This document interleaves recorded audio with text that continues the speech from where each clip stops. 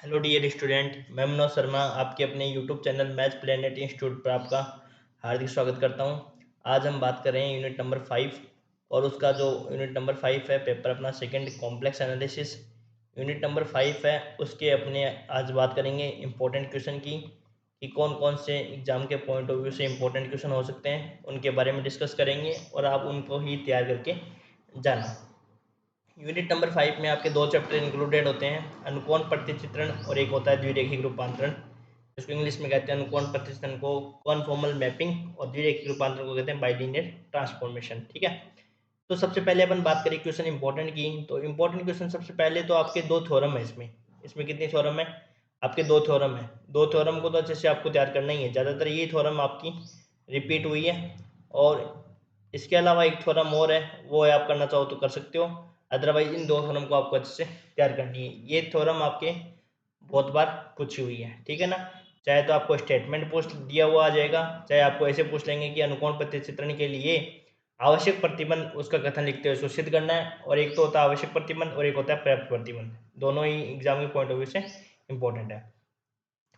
सबसे पहले ये दो थ्योरम आपको अच्छे से तैयार करनी है। इसके बाद में यदि कोई बच्चा और टॉपिक को करना चाहिए तो उसके बाद में सबसे पहला वो टॉपिक स्टार्ट करें क्रॉस रेशियो, वज्र अनुपात। यहाँ से क्वेश्चन एग्जाम में पूछे गए हैं, बहुत इंपॉर्टेंट है।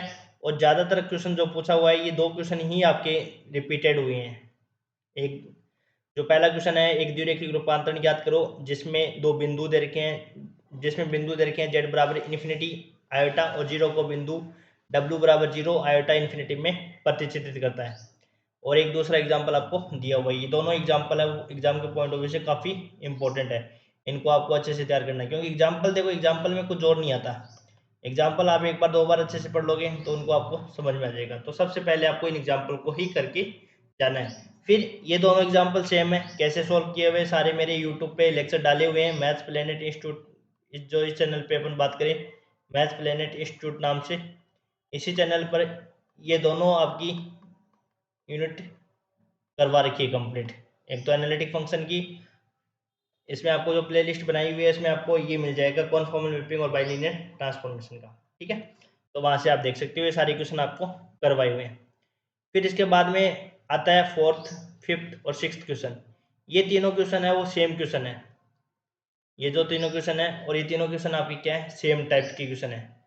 इन तीनों क्वेश्चनों को आपको एक साथ तैयार करना है और तीनों एग्जाम के पॉइंट ऑफ व्यू से काफ़ी इंपॉर्टेंट है, यहाँ से पूछे जाते जाते हैं क्वेश्चन।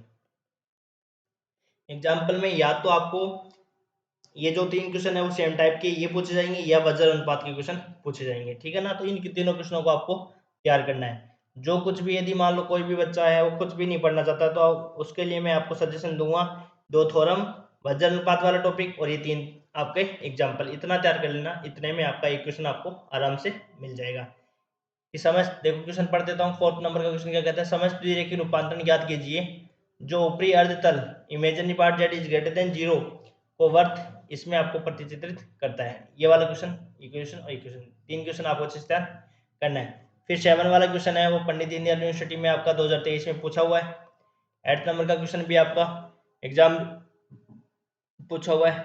तो सारी क्वेश्चन और 9 वाला एग्जाम्पल ये भी आपका पूछा हुआ है, ठीक है। ये सारे क्वेश्चन मैंने वही लिखे हैं जो आपके पूछे गए हैं। इतने में से भी यदि कोई भी कुछ भी नहीं करना चाहता है तो मैं उसको सजेशन दूंगा कि ये दो टॉपिक आपको तैयार करके जाए। एक तो वज्र अनुपात वाला, वज्र अनुपात के जो एग्जाम्पल्स है उन एग्जाम्पल्स को अच्छे से तैयार करके जाइए। 2 या 3 एग्जाम्पल हैं, इनको तैयार आप कर सकते हो। इसके बाद में जो फोर्थ नंबर का फोर्थ क्वेश्चन, क्वेश्चन सिंह है फोर्थ, फिफ्थ और सिक्स, ये तैयार करें इसके बाद में, ठीक है।